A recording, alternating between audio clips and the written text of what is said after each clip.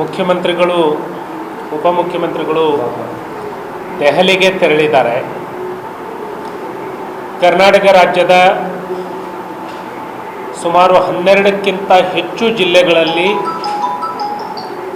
ಪ್ರವಾಹ ಮತ್ತು ನೆರೆಯಿಂದಾಗಿ ತೀವ್ರ ಹಾನಿಗೆ ಒಳಗಾಗಿರುವಂತಹ ಸಂದರ್ಭದಲ್ಲಿ ಸರ್ಕಾರ ಪ್ರವಾಹ ಸ್ಥಳಗಳಿಗೆ, ನೆರೆ ಪೀಡಿತ ಪ್ರದೇಶಗಳಿಗೆ ಭೇಟಿಯನ್ನು ಕೊಟ್ಟು ಸಚಿವರು ಅಲ್ಲಿ ಪರಿಹಾರ ಕಾರ್ಯಕ್ರಮಗಳು ಮತ್ತು ಮುಂಜಾಗ್ರತಾ ಕ್ರಮಗಳು ಇವುಗಳನ್ನು ತೆಗೆದುಕೊಳ್ಳೋದರಲ್ಲಿ ಬ್ಯುಸಿಯಾಗಿರಬೇಕಿತ್ತು. ಆದರೆ ಮಾನ್ಯ ಮುಖ್ಯಮಂತ್ರಿಗಳು ತಮ್ಮ ಕುರ್ಚಿಯನ್ನು ಉಳಿಸ್ಕೊಳ್ಳೋದಕ್ಕಾಗಿ ದೆಹಲಿಗೆ ದೌಡಾಯಿಸಿದ್ದಾರೆ. ಅಂದರೆ ಈ ಸರ್ಕಾರ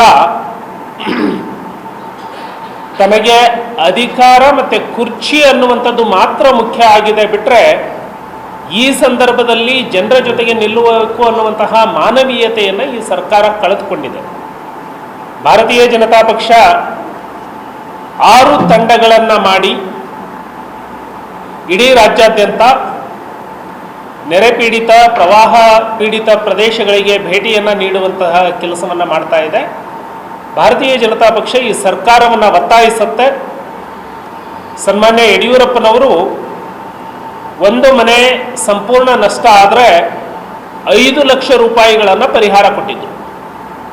ಅವತ್ತು ಸನ್ಮಾನ್ಯ ಯಡಿಯೂರಪ್ಪನವರು 5 ಲಕ್ಷ ಕೊಡುವಾಗ ಕೇಂದ್ರದ NDRF 90,000 ಇರ್ತಿತ್ತು. ಉಳಿದ 4,10,000 ರೂಪಾಯಿಗಳನ್ನು ರಾಜ್ಯ ಖಜಾನೆಯಿಂದ ಕೊಟ್ಟಿದ್ದು ಈ ಸರ್ಕಾರ. ಒಂದು ಮನೆ ಹಾಳಾದರೆ, ಸಂಪೂರ್ಣವಾಗಿ ನಾಶಗೊಂಡ್ರೆ NDRF ನಾರ್ಮ್ಸ್ 90,000, 90,000.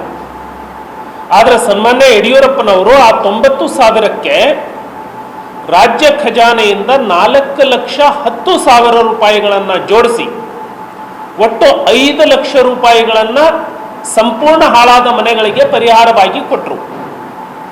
ಅವತ್ತು ಕೇಂದ್ರದಿಂದ ಬಂದಿದ್ದು ಕೇವಲ 90,000.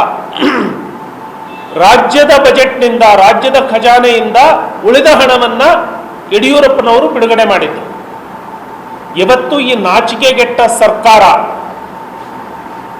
NDRFನಿಂದ ಬಂದಂತಹ 90,000 ರೂಪಾಯಿಯನ್ನ ಮಾತ್ರ ಬಿಡುಗಡೆ ಮಾಡ್ತೀವಿ, 1 ರೂಪಾಯಿ ಕೂಡ ಹೆಚ್ಚುವರಿಯಾಗಿ ಬಿಡುಗಡೆ ಮಾಡಲ್ಲ ಅನ್ನುವಂತಹ ಧೋರಣೆಯನ್ನು ತೋರಿಸ್ತಾ ಇದೆ. ಈ ಸರ್ಕಾರಕ್ಕೆ ಮಾನ ಮರ್ಯಾದೆ ಇದ್ದರೆ ಹಿಂದೆ ಯಡಿಯೂರಪ್ಪನವರು ಬಿಡುಗಡೆ ಮಾಡಿದಂತೆ ಪ್ರತಿ ಮನೆಗೆ 5 ಲಕ್ಷ ರೂಪಾಯಿ ಬಿಡುಗಡೆ ಮಾಡಬೇಕು ಅಂತ ಹೇಳಿ ಒತ್ತಾಯವನ್ನು ಮಾಡ್ತವೆ. ತುರ್ತು ಕ್ರಮಗಳನ್ನು ಏನು ತೆಗೆದುಕೊಳ್ಳಬೇಕು ಅದನ್ನು ಈಗಲೇ ಸಮರೋಪಾದಿಯಲ್ಲಿ ಆ ಕಾರ್ಯಕ್ರಮಗಳನ್ನು ಹಮ್ಮಿಕೊಳ್ಳಬೇಕು ಅನ್ನುವಂಥ ಎಚ್ಚರಿಕೆಯನ್ನು ಈ ಸರ್ಕಾರಕ್ಕೆ ಕೊಡ್ತವೆ. ರಾಜ್ಯದ ಎಲ್ಲ ಜಿಲ್ಲಾಡಳಿತ ಇನ್ನೂ ಸಹ ನಿದ್ದೆಯಿಂದ ಎದ್ದಿಲ್ಲ. ಜಿಲ್ಲಾ ಆಡಳಿತ, ರಾಜ್ಯದ ಎಲ್ಲ ಜಿಲ್ಲಾಧಿಕಾರಿಗಳು, ಜಿಲ್ಲಾ ಆಡಳಿತ ಗಂಜಿ ಕೇಂದ್ರಗಳನ್ನು, ಕಾಳಜಿ ಕೇಂದ್ರಗಳನ್ನು ತಕ್ಷಣಕ್ಕೆ ಪ್ರಾರಂಭ ಮಾಡಬೇಕು. ಜನರ ಜೊತೆಗೆ ಜಾನುವಾರುಗಳಿಗೆ ಸಂರಕ್ಷಣಾ ಕಾರ್ಯಕ್ರಮಗಳನ್ನು ಹಮ್ಮಿಕೊಳ್ಳಬೇಕು ಅಂತ ಹೇಳಿ ಒತ್ತಾಯವನ್ನು ಮಾಡ್ತಾರೆ. ಎರಡನೇದಾಗಿ ಡಾಕ್ಟರ್ ಜಿ ಪರಮೇಶ್ವರ್ ಅವರು, ಮಾನ್ಯ ಗೃಹ ಸಚಿವರು, ಪಾದಯಾತ್ರೆಗೆ ನಾವು ಪರ್ಮಿಷನ್ ಕೊಡೋದೇ ಇಲ್ಲ ಅಂತ ಹೇಳಿ ಬಾಲಿಶವಾದಂತಹ ಹೇಳಿಕೆಯನ್ನು ಕೊಡ್ತಾ ಇದ್ದಾರೆ. ಅವರು ನಮಗೆ ಪರ್ಮಿಷನ್ ಕೊಟ್ಟಿರಲಿಲ್ಲ, ಹಾಗಾಗಿ ನಾವು ಅವರಿಗೆ ಕೊಡಲ್ಲ ಅನ್ನುವಂತಹ ಹೇಳಿಕೆ. ಮಾನ್ಯ ಗೃಹ ಸಚಿವರು ಪೊಲೀಸ್ ಅಧಿಕಾರಿಗಳನ್ನ ಕರೆದು DGಯನ್ನ ಕೂರಿಸಿಕೊಂಡು ಸಂಪೂರ್ಣವಾದಂತಹ ವಿವರವನ್ನು ಪಡೆದುಕೊಳ್ಳಬೇಕು. ಅವತ್ತು ಕೋವಿಡ್ ಸಂದರ್ಭದಲ್ಲಿ ಮಾನ್ಯ ಉಚ್ಚ ನ್ಯಾಯಾಲಯದ ಸೂಚನೆ ಇತ್ತು.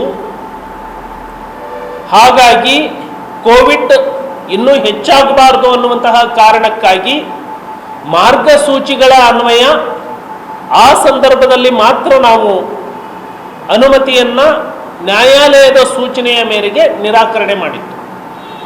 ಆದರೆ ಇವತ್ತಿನ ಮುಖ್ಯಮಂತ್ರಿಗಳು ಸನ್ಮಾನ್ಯ ಸಿದ್ದರಾಮಯ್ಯನವರೇ ನೆನಪು ಮಾಡಿಕೊಳ್ಬೇಕು, ಬಳ್ಳಾರಿ ಪಾದಯಾತ್ರೆ ಕೈಗೊಂಡಾಗ ಅವತ್ತು ಈ ರಾಜ್ಯದ ಮುಖ್ಯಮಂತ್ರಿಯಾಗಿ ಸನ್ಮಾನ್ಯ ಯಡಿಯೂರಪ್ಪನವರು ಅನುಮತಿಯನ್ನ ಕೊಟ್ಟಿದ್ದಲ್ಲದೆ ಎಲ್ಲ ಬಂದೋಬಸ್ತ್ ಸಿದ್ಧತೆಯನ್ನ ಮಾಡಿಕೊಳ್ಬೇಕು ಅಂತ ಹೇಳಿ ಅವತ್ತು ಪೊಲೀಸ್ ಇಲಾಖೆಗೆ ಸೂಚನೆಯನ್ನ ಕೊಟ್ಟಿದ್ದು. ಭಾರತ್ ಜೋಡೋ ಯಾತ್ರೆ ರಾಹುಲ್ ಗಾಂಧಿಯವರು ಮಾಡಿದಾಗ ಇಡೀ ದೇಶದಲ್ಲಿ ಬಿಜೆಪಿ ಆಡಳಿತ ಎಲ್ಲೆಲ್ಲಿ ಇದೆ ಅಲ್ಲೆಲ್ಲ ಕೂಡ ಅವರಿಗೆ ರಕ್ಷಣೆಯನ್ನ ಕೊಡುವಂತಹ ಕೆಲಸ ಆಗಿದೆ. ಒಂದು ಸರ್ಕಾರ ಆಡಳಿತದಲ್ಲಿ ವಿಫಲ ಆದಾಗ, ಒಂದು ಸರ್ಕಾರ ಜನವಿರೋಧಿ ನೀತಿಯನ್ನ ಅನುಷ್ಠಾನಗೊಳಿಸೋದಕ್ಕೆ ಹೊರಟಾಗ ಸರ್ಕಾರವನ್ನು ಎಚ್ಚರಿಸುವಂಥದ್ದು, ಜನಜಾಗೃತಿ ಮೂಡಿಸುವಂಥದ್ದು ಅದು ಸಕ್ರಿಯ ಕ್ರಿಯಾಶೀಲ ಪ್ರತಿಪಕ್ಷದ ಜವಾಬ್ದಾರಿ. ಸಂವಿಧಾನದ ಆಶಯ ಕೂಡ ಇದೆ. ಆರ್ಟಿಕಲ್ 19 ಪ್ರತಿಯೊಬ್ಬ ವ್ಯಕ್ತಿಗೂ ಕೂಡ ಪ್ರತಿಭಟಿಸುವಂತಹ ಹಕ್ಕನ್ನು ಕೂಡ ಕೊಡುತ್ತೆ. ಆದರೆ ಗೃಹ ಸಚಿವರು ಅತ್ಯಂತ ಬಾಲಿಶವಾಗಿ ನಾವು ಪರ್ಮಿಷನ್ ಕೊಡಲ್ಲ ಅಂತೇಳಿ ಹೇಳ್ತಿದ್ದಾರೆ. ಸೊ ಈ ನಿಟ್ಟಿನಲ್ಲಿ ಇವತ್ತು ರಾಮನಗರ ಪೊಲೀಸ್ ವರಿಷ್ಠಾಧಿಕಾರಿಗಳಿಗೆ ಮತ್ತು ಮಂಡ್ಯ ಪೊಲೀಸ್ ವರಿಷ್ಠಾಧಿಕಾರಿಗಳಿಗೆ ಈಗಾಗಲೇ ಪಾದಯಾತ್ರೆಗೆ ದಿನಾಂಕ 3ನೇ ತಾರೀಕಿನಿಂದ 10ನೇ ತಾರೀಕಿನವರೆಗೆ ನಿಶ್ಚಯ ಆಗಿದೆ. ನಾವು ಮೈತ್ರಿಯಾಗಿ ಪಾದಯಾತ್ರೆಯನ್ನು ಕೈಗೊಳ್ತಾ ಇದ್ದಾವೆ. ಈ ಪಾದಯಾತ್ರೆಗೆ ಸೂಕ್ತವಾದಂತಹ ಬಂದೋಬಸ್ತನ್ನು ಕಲ್ಪಿಸಬೇಕು ಅಂತ ಹೇಳಿ ಈಗಾಗಲೇ ಇವತ್ತು ನಾವು ನಮ್ಮ ಅರ್ಜಿಯನ್ನು ಸಲ್ಲಿಸಿದ್ದೇವೆ. ಮಾನ್ಯ ಮೈಸೂರಿನ ಜಿಲ್ಲಾಧ್ಯಕ್ಷರು ಮತ್ತು ಮೈಸೂರಿನಲ್ಲಿ ಇರುವಂತಹ ಶಾಸಕರು ನಾಗೇಂದ್ರ ಮತ್ತು ಶ್ರೀವತ್ಸ ಅವರು, ಮೈಸೂರು ಕಮಿಷನರ್ ಮತ್ತು ಮೈಸೂರು SP ಅವರಿಗೂ ಕೂಡ ಇವತ್ತು ನಮ್ಮ ಅರ್ಜಿಯನ್ನು ಸಲ್ಲಿಸ್ತಾ ಇದ್ದಾವೆ.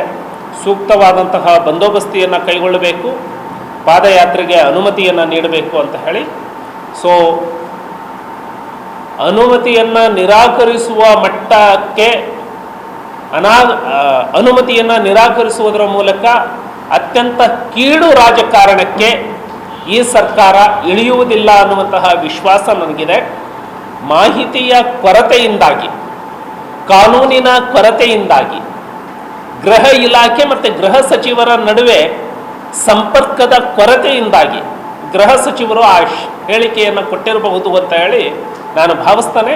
ಗೃಹ ಸಚಿವರು ಸಂವಿಧಾನ, ಕಾನೂನು, ನಿಯಮಾವಳಿ ಮತ್ತು ಇಲಾಖೆಯ ಜೊತೆಗೆ ಚರ್ಚೆಯನ್ನು ಮಾಡಬೇಕು, ತಮ್ಮ ಹೇಳಿಕೆಯನ್ನು ಹಿಂದಕ್ಕೆ ತೆಗೆದುಕೊಳ್ಬೇಕು, ಅನುಮತಿಯನ್ನು ಕೊಡಲೇಬೇಕು ಅನ್ನುವಂತಹ ಒತ್ತಾಯವನ್ನು ನಾನು ಮಾಡ್ತೇನೆ. ನನ್ನ ಗಮನಕ್ಕೆ ಬಂದಿದೆ, ವಿಶೇಷವಾಗಿ ತಮಿಳುನಾಡಿನಲ್ಲಿ ನಾವು ಇದನ್ನು ನೋಡ್ತಿದ್ವಿ.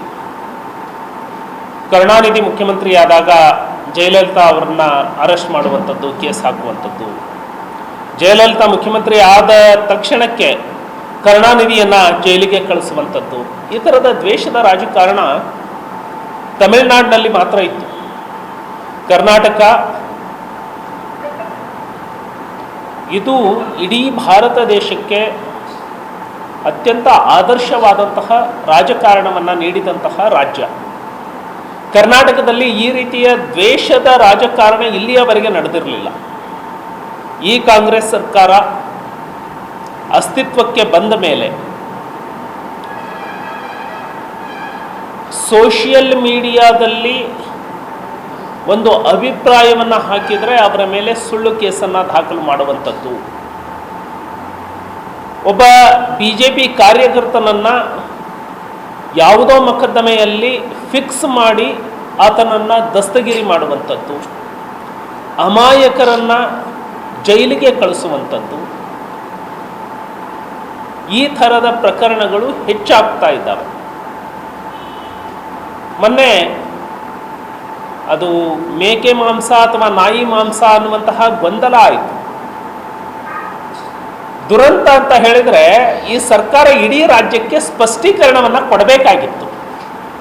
ಆದರೆ ಯಾರು ದೂರುದಾರರು ಇದ್ರೋ ಅವರನ್ನೇ ಅರೆಸ್ಟ್ ಮಾಡಿ ಕಂಪ್ಲೇನೆಂಟನ್ನು ಜೈಲಿಗೆ ಕಳಿಸುವಂತಹ ಕೆಲಸ ಮಾಡಿದೆ.